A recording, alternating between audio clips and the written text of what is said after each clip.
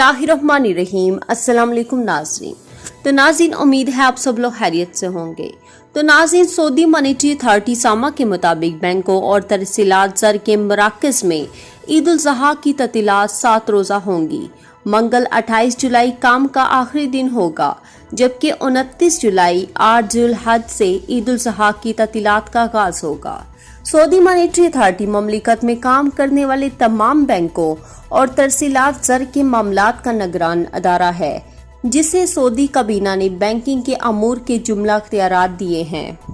बयान के मुताबिक ममलिकत में ईद-उल-ज़ुहा की ततीलात का आगाज 29 जुलाई से होगा, जबकि 5 अगस्त से मामलात हस्बे साबिक शुरू कर दिए जाएंगे।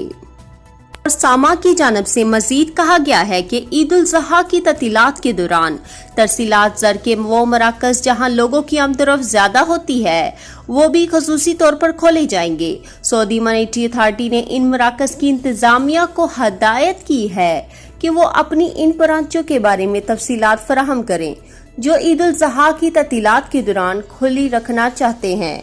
अथॉरिटी की जानब से मजीद कहा गया है कि बैंकों और तरसीलात ज़र के मराकज़ में मुकर्ररा SOPs पर अमल दरामद किया जाए, ताकि वबाई मर्ज की वबा से महफूज भी रखा जा सके। तो नाज़रीन, उम्मीद है आज की वीडियो पसंद आई होगी।